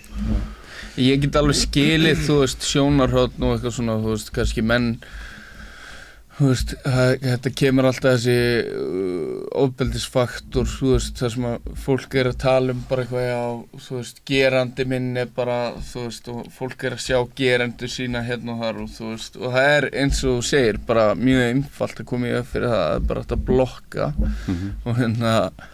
og þú veist, það væri þá líka þetta að hafa, en sko faktorinn, jákvæði faktorinn við þetta líka bara gigantískur, skilur, og í þessu öllu við verðum náttúrulega að stefna því eins og varst að tala með þessa gulrót og svona, ég þekki engan í eðlilegu samfélagi sem ekki með einhverju gulrót. Menn að vinna rosa mikið til þess að geta keypt sér íbúð eða farið til Tenerife í haust eða þú veist hvernig sem það og það bara mjög jákvætt fyrir mann sem ekki vanur eðlilegu samfélagi að hann geti allt í einu komið út úr því skilur að hann farin að læra það hann geti haft fyrir því að fá einhver verðlaun í lífinu og farin að sjá að hann getur sett sér markmið og staðið við þau og þú veist ég hugsa að þetta sé bara besta betrun að verðlauna fólk og gefa þeim aðgang að ykkur og alveg eins og þú segir ef þetta allt saman tengt og það bara að loka á þennan ef hann ekki að þú veist verða þessu og þú veist og aftur á móti ég get lofaði því að ef það búið að loka á neti á þessum og menn ekkert að hleypa honum í töluna hjá sér eða kostar að þeir missi tengsli við sína fjölskyldu sko. Svo veist, það væri mjög einfalt að gera þetta vel og Algjörlega, hvað vernd, áfangaheimili vernd, það næsta skref út í samfélagi í raun og veru fyrir flesta, ekki allir sem fá að fara þangað, þið hafið væntanlega allir farið þangað, ekki? Hvernig var það? Já, ég býð að reynda núna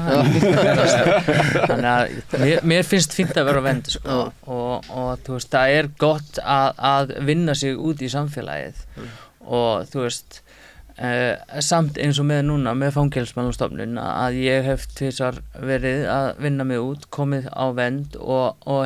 búist við því að ég var að fara á ökklaband skilurðu, sem að myndi hjálpa líka eftir á að því að þú veist, það ákveðið öryggi að vera ennþá í afplánun skilurðu upp á það að maður mér fíkill skilur að fara ekki að gera eitthvað sem maður á ekki að gera en eins og bara seinast þegar ég losnaði á fangelsi þá fekk ég að vita deginum áður en ég átti að fara á ökklaband að ég væri bara laus daginn eftir skilur þeir eiga það svolítið til bara að því að plássið ekki að henda þeim herru þú ert bara laus skilur farðu bara þú veist og bara íttir í burtu svona skilur og þú veist það ég að lenda í því aftur núna skilur núna bara búið að veita mér helming ef ég hefði vita að ég geti fengið helming aðeins fyrr þá hefði ég verið byrjað að haga mér miklu fyrr skilur inn í fangelsi það á bara að vera gert með þér plan þegar þú kemur inn í fangelsi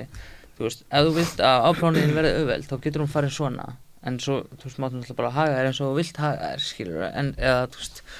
og þú veist málið að maður oft bara að fá að vita hvernig afplánunin sín að fara að vera bara í endan skilur að því að þetta svo lengi alltaf kerfi að fara af stað máliðin úr kerfinu lögreglan að handla máliðin svo lögfræðingar hjá lögreglunni og svo þarf þetta alltaf að fara yfir til Fangelsismálastofnunar þetta tekur langan tíma skilur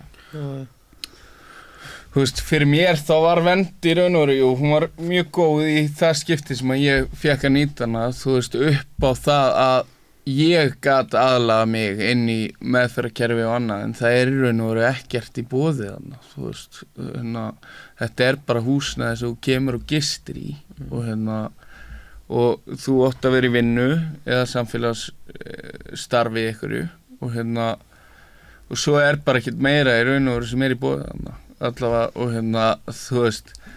það finnst mér til dæmis ekki megasens mér finnst að segjum að þú veist í eðlilegri afplánun og þú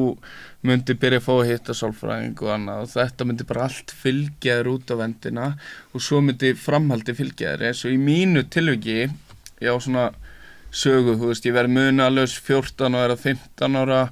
ég átti eina ömmu og svona systir og eitthvað svona fjölskyldur sem hefði enga leið að taka á móti mér, þú veist og þegar ég losna út úr fangelsi þá þá það bara að ég kynni stelpu, þú veist og ég fekk að fara til hennar, ef að það hefði ekki beðið mín og í hitt skiptið sem ég losnaði að vendin líka þú veist, þá gerist það til dæmis að ég byrja að verða edrú í fangelsi kem síðan út úr fangelsi hafði engin hús að venda eftir vend og þurfti bara að flytja til stráks í neyslu þú veist, þannig að þú veist, ég myndi vilja sjá Vend allt öðruvísi uppbyggt og þú veist, þú færi þangað jafnvel þá bara fyrr til þess að það væri bara verið að finna út úr þínum málum einhvern veginn í framhaldinu sko. Vend svona eins og heimili, þetta titlað sem heimili þó þetta sé hluta afplánun, en það kannski svona, það sem þau eru að fókusa á að fólk læri svona grunnþarfir, mæta á réttum tíma, fara á réttum tíma, fara í vinnu, vaska upp, heimilisþrif, ég held að þetta sé meira svona kannski þannig, en þetta náttúrulega ákveðið skref og ég veit ekki hvað eru margir. Ég var í 16 mánuði á Vend sko, og var svo fyrstir sem var svona lengi, ég veit ekki hvort einhver annar hefur verið svona lengi, en mér fannst þetta frábært sko, mér fannst þetta mjög mikilvægt og sérstaklega fyrir einhvern sem er búin að vera mjög lengi inni, að þá er þetta ákveðið skref og þetta hefur alveg verið erfitt í restina að vera svona lengi sko inni, en svo tók við öklaband og annað. Hvernig var þín tilfinning þarna? Bara góð. Ég get alls ekki hvort að við Vend þannig séð bara, en þú veist, þetta er eins og Ingo kom inn á, þetta er svona, þú veist, þetta er enn eitt geymsluhúsnæði alltaf bara. Þú veist, það er það sem að Ingo líka kom inn á er bara þessi eftirfylgni frá fangelsinu og alla leið út í samfélagi er eitthvað sem að allir þurfa að skoða. Hún er engin náttúrulega, það er bara ekki til í. En Vend per se er flott sko, en hérna það sem ég er utan á landi þá var þetta ekkert frábært, en þess að ég er hérna í bænum skikka til að vera þar þegar maður vill frekar vera í sínum heimabæ og fyrir fólk sem býr á Akureyri og fleira. Það vantar kannski ykkur smára út á landi, þú veist. Ég meina, ef það er eitthvað sem að við eigum að tilengja okkur meira er náttúrulega sko fangis sem stendur sig frábælega vel í fangisi. Og er agabrotarlaus og fleiri fangisi, okkur eru ekki notuð hérna meira úrræði eins og öklaband og fleira fyrir þá, þú veist, umbuna einmitt, gefa okkur lót fyrir þá sem er að standa sig. Úrræðin þurfa að vera til staðar þegar þú færð áhuga að breyta. Já, akkurat. Annars, þetta er bara eins og að fólk er allir meðferð, skilur við, tilbúið þarna. Já, bara ef þú gerir eitthvað þínum málum, bara flott, þá bara færðu öklaband eða, þú veist, færðu eitthvað umbun í staðinn, skilur, og menna, það eru meiri líkur en minni að mennst gerir, þá eru þeir allan búin að kynast prógraminu eða whatever og gerir eitthvað í sínum málum. Ásgeir, þú talaðir áðan mál í kerfinu, það varst alltaf með einhver mál í kerfinu og það er held ég eitt af allra erfiðustu málunum í dag í fangelsiskerfinu og mesta áskorunin fyrir utan geðrænar áskoranir hjá fólki sem er í afplánun, það er þetta mál í kerfinu. En það að hafa mál í kerfinu hefur einmitt áhrif á geðheilsuna, skilur við, menn er að verða geðveikir á að vera með mál í kerfinu og þetta er svo algengt að fólk veit aldrei hvenær það fær dagsleyfi eða hvenær það losnar, hvenær fær það opið fangelsið, það veit ekki neitt og það er að bíða og eina sem þeir geta gert er að hringja í lögfræðingarna sína og reyna að ýta á málið. Þetta er hrikalega erfitt og þetta hefur orsakað mjög alvarleg veikindi hjá fólki og við vitum það og þekkjum það mjög vel og við höfum þurft að hringja í fangelsinu og segja bara, heyrðu, þessi manneskja er bara orðin mjög veik, svo nú þarf að fara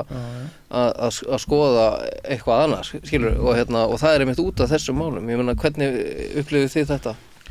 Sko, fyrir mitt er ég meina, senst þegar ég statt inni, þá beið ég 10 mánuði eftir að klára senasta aksturinn var, þú veist, og þetta er náttúrulega heilt helvíti, sko, ég ekki lenti í að bíða svona lengi áður, en 10 mánuðir sem voru ekki hugmynd hvaða dómum ferði eða hvenær fara bara að venda eða heldur áfram í kerfinu.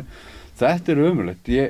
Það var einhvern tíðan sagt mig, ég selar ekki dýran í Kaupvegar, sko, að í Bretlandi sé það þannig að ef þú ferðir í fangelsi þá hefur lögregla og dómsvald 3 mánuði til þess að ganga frá þeim máli sem voru með í kerfinu því nema það séu ykkur sko stórvægileg mál, veist, bara hriðvirku morð, whatever. En þau mál sem þau get ekki gengið frá eftir að koma í fangelsi, þau falla niður. Ég ætla að endurtaka, ég er ekki alveg sem að þetta sé rétt, en það var lögfræðingur sem sagði mér þetta, en ég ætla að vonast til að hann hafa allan sagt eitthvað rétt. Þetta er alveg klárlega, við litla Ísland getum væri til að breyta, menn þess að þetta er mest íþyngjandi ever að sitja og bíða til dóman inni og vita ekki neitt. Og þegar ég fekk dóminn þá var þessu 100 kílóum var létt að mér. Og það alltaf gerist eitthvað. Eins og ég, skilur, ég hef farið bæði í gegnum afplánun þannig að ég kom inn ekki með neinn mál í kerfinu og svo hef ég líka oft farið inn í fangelsi með fullt af málum í kerfinu og þú veist og þegar maður kemur inn með engin mál í kerfinu eða þá til dæmis eins og ef það hefði myndi bara taka 3 mánuði skilur þá var ég bara 3 mánuði á Hólmsheiði 3 mánuði á Sogni og svo var ég bara 3 mánuði á Vend skilur þannig að ef þetta væri svona sem hann var að segja 3 mánuðir bara það sem þeir hefðu þá gæti það farið bara ógeðslega flott ef maður með þú veist 20 mánuða dóm eða eitthvað skilur því að svo farið alltaf reynslulaust og það alltaf einhverjir mánuðir sem sitja þar inni skilur sem að ef þú brýtur að þér þá þarf að fara að afplána það aftur en þegar þú ert með mörg mál í kerfinu þá þarftu stundum bara að klára dóminn sem að varst kannski með áður ef þú ert svona endurkomið fangi eða ert í gæsluvarðhaldi ekki einhver rammi á þessu 12 mánuðir eða hvað það? Það er Hvað mega að hafa kerfi á? Það bara nýbyrja sko í raun og veru en það er bara svona viðmiðun en það fer eftir málum og persónum og alls konar sko. Mér finnst lögreglan nota þetta stundum til þess að halda ákveðnum einstaklingum bara lengur inn í fangelsi því lengur sem þeir halda málunni í kerfinu því seinna kemur þau út sko. Eins og í mínu tilviki þú veist þegar ég losnaði þannig að seinast skipti 7. júní 2016 þá ég bara að horfa á það að þurfa mögulega að fara aftur í fangelsi ég bara ennþá með það mikið af málum að ég bara klára það dæmdi upp reynslulaust hjá mér ég fer klára það allur hinn pakkinn situr einhvern veginn eftir þegar ég losna og ég ekki dæmdur fyrir einhvern tímann eftir að ég laus úr fangelsi og sem betur fer náði lögfræðingurum minn þessu niður fyrir samfélagsþjónustu ramma sko, þú veist og ég þurfti ekki að fara aftur í fangelsi en þetta náttúrulega rosalega hömlun og ég veit alveg að menn hafa bara oft ekki til dæmis lagt í það að breyta lífið svona þegar halda bara það sem taki við sé bara fangelsi aftur og þú veist þessi mál í kerfi náttúrulega algjörlega út í hött af því oft á tíðum þetta mál sem svo einfalt að afgreiða og ég þekki það ég oft með afstöðu síman sjálfur og svona og menn að hringi í mig og þeir eru með eitthvað svona mál sem búin að þú veist hangi í kerfinni í langan tíma og þetta ekki neitt þetta sem kannski bara búið að játa já þetta bara eitthvað sem hægt að afgreiða bara strax og þetta bara ekki einu svona mikil viðbót við dóminn það var að halda jafnvel sem í mörg ár sko bara í kerfinu en hvað ég veit ekki hvort þið megið tala það en A-starf í fangelsunum það ekki, ég meina það eitt af því besta sem til í fangelsunum í dag til að fá fólk til að fyrir utan alltaf afstöðu og vettvangstemi þá A-starfið það frábært búið að vera allavega undanfarin ár ég man áður fyrir að þá var þetta svolítið barátta til að fá fólk til að mæta á aðfundi og við vorum einmitt alltaf svona að reyna að fá fólk á aðfundi og við þurftum að fá aðra svona öfluga gæja sem voru í fangelsunum, svona stóra og sterka og sem voru svona, aðalkallarnir fyrir utan mig þá þurftum að fá þá til að mæta á fundi sko, til að draga þannig að aðrir kæmu líka sko og það virkaði og byrjaði svona að verða meiri og meiri mæting og síðan þá hefur þetta svolítið svona þetta hefur verið svolítið upp og ofan skilur en ég meina það var bara 1 fundur í viku og nú eru örugglega 3 og svo eru teymi að fara inn og inn í fangelsin og það er þetta ringi sponsora þetta orðið miklu meira þetta er frábært að horfa á þetta hvað þetta orðið flott þið hafið allir svona verið svolítið tengdir þessu eða ekki þú veist, eins og ég skilur hann kom með vettvangsteyfinu og hann náttúrulega mikið í AA og þú veist, það bara þú veist, 6-7 mánuðir síðan ég hitt hann upp á litlarinni eða aðeins kannski meira 10 mánuðir og ég sitt hérna í dag skilur að því að ég fylgdi honum og þú veist, fór inn í AA og gerði það sem ég ætlaði að gera en ég þurfti líka alveg að sækja það skilur þú þarft að sækja þetta að verða inn í fangelsi þetta kemur ekkert bara til þín sko Nei, það alveg þannig sko. Ég man eftir einum alveg helvíti öflugum aðmanni sem að bara fór inn í fangelsi og sérstaklega Hólmsheiði sko og hann fekk að í gegn að opna svona stofna edrugang og hann fór bara með mætti bara mótnana og gerði morgunæfingar með þeim skilur og svo fundi og kvöldin og það var rosalega sko en þetta var mjög skemmtilegt að fangelsi tóku jákvætt í þetta og leyfðu þetta því að það hefur ekkert alltaf verið þannig það þurfti alveg að berjast fyrir þessum auka fundum sko að starfi náttúrulega bara gífurlega mikilvægt og þarna komum við aftur að þessum jafningja grundvelli, þú veist, allur svona jafningja stuðningur sem að ég hef séð bara í svona málaflokkum hefur bara skilað gífurlegum árangri og ég veit til þess að 12 spora kerfi hefur hjálpað mjög mörgum föngum og fyrirhandi föngum sem eru bara búin að ná að eignast eðlilegt líf í dag, þú veist, og já, bara mjög gott, en þú veist, mér finnst í raun og veru ekki að bera, þú veist, vera það sem þarf að bera eitthvað meðferðarstarf inn í öllum fangelsum fyrir utan Litla-Hraun, skilurðu. Það er meðferðargangur á Litla-Hrauni, annars í raun og veru eina meðferðarstarfi sem í boði fyrir fanga bara að hann sæki fundi og það veltur á því að einstaklingar séu fúsir til þess að mæta með fundi þangað á sinn kostnað í sínu starfi, þú veist, auðvitað þurfum við bara að fá jafningja grundvöllin inn og þetta bara gífurlega jákvætt 12 spora samtök og svona og en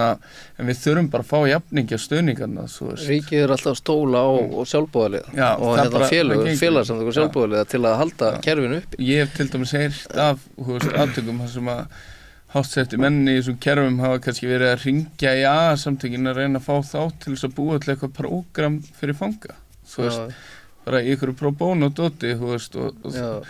samtökin virka ekki þannig, þú veist, og fólk getur kynnt sig það frekar og bara á a.is og annars staðar, en þú veist, við þurfum bara að fá jafningja stuðning og ég hugsa að Afstaða geti til dæmis alveg gert vel í að þú veist, koma því á laggirnar, bara við erum mjög tengdir og myndum geta valið gott fólk í þetta, sko. Ég meina það er líka bara svo gott að þegar það er svona orðið svona gott samstarf á milli aðeins eins og Fangelsismálastofnunar Afstöðu og svo og fleiri, að það er alveg hægt að gera hluti, en það þarf náttúrulega, þetta þarf að vera frumkvæði yfirvalda og það þarf að fylgja peningum, þetta ég var einmitt sko einhverjum fundi einmitt svona frjálsfélagasamtök daginn og við vorum svona að hugsa, þetta er alltaf, það er allir að keppast við smáaura og það vill engin vinna saman af því þá eiga að hætta að missa þessa smáaura og en samt er þetta allt sjálfboðaliðar sem er að vinna fullt fyrir ríkið. Ég meina, hvað myndi gerast ef að öll félagasamtök þriðji geirinn bara loki bara, fari bara í verkfall, þjóðfélagi fara á hliðir. En ok, sko þá byggja nýtt fangelsi, öryggisfangelsi og þá að vera ekki á Litla-Hrauni, þá að vera á Stóra-Hrauni sem við hliðin á og það má ekki heita neitt hraun neitt og og það á hugsanlega að vera sko að í orðinu öryggisfangelsi, þetta er í raun og veru fyrsta fangelsi sem er byggt sem öryggisfangelsi og það er sem sagt það er alveg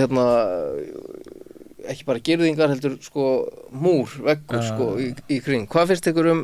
þetta? Eru þið með einhverjar ábendingar? Hvað mætti gera betur? Þannig við þetta? Ég myndi segja sko, þú veist, að það þyrfti bókstaflega, að þú veist, það þyrfti algjörlega að vera þessi einangrun eins og upp á Hólmsheiði. Þú veist, sem sagt með ganga, skilur, það eru 10 til, 11 eða 12 eða hvað, ég held að ég hef bara 8 manna gangir hana og það er bara fínt, skilur, þeir eru bara í útivist saman, þeir væntanlega fara þá að vinna eitthvað staðar kannski saman eða með öllum hinum, skilur, það er aldrei hægt að koma í upp fyrir alveg að þeir hittist allir, skilur, en ég held að það sé lykillinn að því að maður sér svo mikinn mun á Hólmsheiði og Litla-Hrauni, sko. Á þetta að vera stærra fangelsi? Já, þetta eru 100 manns. Já, ég myndi bara vilja sjá þetta sko vera bara 40 manna fangelsi og þetta sé þá, þú veist, Hólmsheiði sé upphafspunktur, það sé þá að setja menn sem þurfa raunverulegt öryggisfangelsi þangað upp yfir og setja þá bara meira fjármagn í opin úrræði og önnur úrræði því að þú veist að við erum bara búa til þessi vandamál í fangelsunum með því að vera að setja, þú veist, eins og þú sagðir, það er alveg hægt að koma hlutum á milli á Hólmsheiði, það verður hægt að koma hlutum á milli þarna og það verður hægt að koma skilaboðum á milli og ég trúi því raunverulega að vera að byggja risastórt fangelsi, öryggisfangelsi sem bara fara að búa til vesen. Sko. Mér finnst að ég á svo samanlega yngur sko, þetta er skref aftur á bak í því sem að ég myndi telja að vera sko rétt, ég menna opnumfangelsin hafa skilað betri árangur heldur en öryggisfangelsi, það er bara þannig ég myndi frekar vel að sjá, þú veist, bara gaman að heyra þetta, þannig að ég er algjörlega sammála og ég hefði reynda að vilja bara taka Litla-Hraun og breyta því þannig að það væri fyrir 30-40 fanga og það væri góð vinnuaðstaða og fyrir fangaverði og annars starfsfólk og heilbrigðisþjónustu og heimsóknir en þá þyrfti ekki að eyða svona miklu peningum í þarna því við erum að tala um sko marga milljarða sem að fara í það en síðan þið setti peningar í opnu úrræðin sko, það var hægt að stækka þau og það jafnvel hægt að byggja nýtt opnu úrræði hér skilur bara á Hólmsheiði skilur þannig að sko þá miklu meiri árangur og það sparast peningur og þetta ekki einn stýrt í rekstri þetta svo margt sem að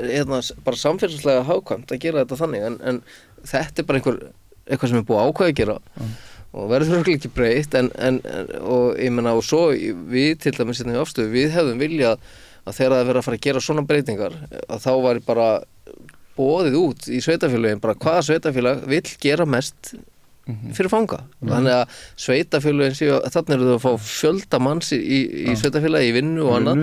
að bjóða upp á vinnu fyrir fanga og bara alls konar þjónustu og það svona það sem mér finnst en er eitthvað að lokum sem þið myndu vilja koma á framfæri svona við stjórnvöld, fangelsismála yfirvöld bara fólk sem í þessari stöðu eins og þið hafi verið Ég var til í að sjá eitt skilur að akkurat að þú veist það væri meiri eftirfylgd eftir fangelsi ég á einn vin sem var að losna út í fangelsi hann greindist inn í fangelsi með krabbamenn hann jakkaði mér fæddur 96 og þú veist og mér fannst þetta vera það, veist, að það var alveg þannig að þegar það var ekki vitað að hann var með krabbamenn þá var hann ekkert að fara að losna strax hann átti alveg að vera upp á Litla-Hrauni í eitthvað viðbót og svo ætti hann kannski mögulega að fara á vernd en svo kannski fannst mér þetta vera bara þannig að það var orðið ómikið vesen að fara með hann til læknis og það var mér eins og gleymt að fara með hann til læknis í þetta mikilvægasta dót sko þannig að það tafðist í 2 mánuði og svo var hann alltaf að koma tilbaka úr einhverjar aðgerð og þá bara kallað hann þegar hann lappin í fangelsi heyrðu gummið, þú ert laus en ég myndi samt ekki fara fyrir hann á morgun þannig að þú veist þá var stjórnuglega með farið eitthvað þú veist þetta var bara svona og núna hann bara götunni að sprauta sig með krabbamein ég þekki þetta dæmi sko að því að þetta kom alveg á okkar borð og við vorum að ýta á því að hann fengi að fara í rannsóknir út til læknis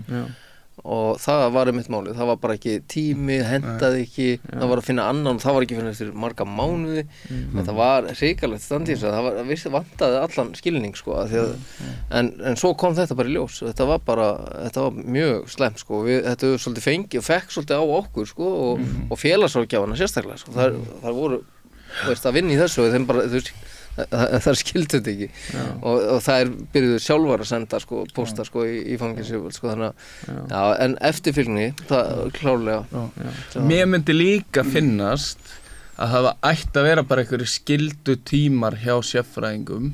bæði félagsráðgjöfum og sálfræðingum ekki þannig að bara þeir sem óska eftir þessu fái þetta mögulega þú veist, mér finnst það bara að vera skildu tímar í þetta að því oft á tíðum vita menninginu svona hvað að hrjá þá sko og bara það að menn mæti nokkur svona til sálfræðings hvort sem að þeir þú veist óski eftir eða ekki getur bara breytt rosalega miklu í framhaldinu og hvort að við þurfum að eyða fleiri 100 milljónum í menn sem eftir ævi þeirra í þessu kerfi sko þú veist þessi sálfræðingur sem ég fóð til hún bara bjargaði mér sko ég glemdi eiginlega að fara inn í við erum reyndar að falla á tíma sko en við erum langt fram á tíma en það var áður en ég hleypi þér í lokaorðið þá var það einmitt eftirfylgni hvað tekur við skilur þegar menn losnar áplan það ekkert skilur það ekkert fylgst með nein ef þú ert að reynslaust þá ertu kannski byrjað að koma einu sinni í sálfræðitíma upp í fangelsismannstofnun en það voða lítið fylgt í eftir sko það bara ég hef aldrei farið í það sko þegar þetta var að byrja þá reyndar sá vin minn vera handtekinn bara kom lögreglan sótti hann með valdi en svo þú veist var ég á reynslaust 2 árum síðar og ég lenti ekki neinn svoleiðis þannig að það hefur bara runnið út sko Hvað mætti gera eftir þannig að sé að fylgjast betur með eða taka betur á móti föngum út í samfélagið aftur hjálpa þeim með húsnæði, koma þeim akkurat í eitthvað svona sálfræði sko, allir peningavandamálastýri það hefur komið að flestir náttúrulega gjaldþrota út úr fangelsi það eitthvað sem að stjórnvöld eru líka að skoða eins og í Danmörku þá frystast allir reikningar og allt saman meðan þú situr inni og þú fær engar uppgörnar eða neitt hleðst þetta bara utan á meðan þú situr inni og þú kemur definitely með allt bara niður þig þegar þú kemur út af fangelsi það þú veist, allt svona húsnæði, peningamál, þú veist, það er eitthvað sem við þurfum að bara rosalega það er svo margt sko, það er bara þau getur gert heilan þátt hvað má gera já, það er bara svona sko. Kannski gerum við það bara. Já, það er bara mjög gott að taka bara eitt þátt, bara lífa eftir fangilsi. En ég einmitt sko sammála þessu með peninga, eða fjármálin, að flestir sem eru í fangilsi, þeir eru alltaf skila skattaskýrslum og eru með sektir, sakakostnað, barnameðlög, svo koma þeir út og þeir geta ekkert borgað, það má draga alltaf 70% af laununum þeirra og þeir bara vilja ekki, þeir áttast ekki á að setja að semja eða gera eitthvað og eru bara búin að missa alltaf trú og það er leiðandi fer enginn að vinna. Nei, og lífa á ríkinu skilur. Já, og fá bara fjárhagsaðstoð frá ríki eða sveitarfélögum og þeir fara aldrei niður í vinnumálastofnun að reyna að sækja vinnu eða neitt sko, þannig að þetta er svolítið erfitt að eiga við sko, þetta er eitthvað sem þarf að laga og Norðurlöndin hafa auðvitað byrjað á að gera, ég meina þetta er eitt af því sem þeir byrja að vinna í þegar menn fara í áplánin, að bara byrja strax í þessar meðferðar og vistunaráætlun að fara að vinna í þessum hlutum en þetta vantar alveg hér og svo erum við að reyna skilja út okkur fólk fara ekki að vinna eða þó að þeim bjóðist vinna þá getar ekki tekið hana, þeir fá meiri pening sko frá ríkinu heldur en myndu fá að þeir fara að vinna af því að þannig að þetta er svo astanlegt kerfi, ég meina þetta er hrikalegt en lokaorð, ég bara, þú veist, ég svo segi við getum verið með heilan þátt bara spjalla langt fram á kvöldum það hvernig við myndum vilja bæta þetta og gera þetta ég myndi bara vilja sjá að stjórnvöld væri bara frekar til að spyrja okkur hína, afstöðu, fyrirhandi fangur sem ná árangri og allt í samt þess að uppbyggingu á Litla-Hrauni og hvernig þau geta bættu úr sínum meðferðarúrræðum, ég meina það og líka horfa til annarra landa eins og Noreg og fleiri, Danmörkur og fleiri sem hafa náð einhverjum árangri í þessu. Eins og segi, þetta er svo margt, þetta er svo vítt að við þurfum að skoða hvað við getum gert betur og svo hver og einn einstaklingur sem kemur út á fangilsi, brjóti ekki að sér aftur og kosti samfélagi ennþá meiri pening í þetta. Þetta er búið að vera frábær yfirferð svona allt frá lokuðu fangilsi og yfir í frelsið aftur. Andri og Ásgeir og Ingólfur, ég þakka ykkur kærlega fyrir að koma og takk sem fyrir að hlusta. Takk fyrir. Takk.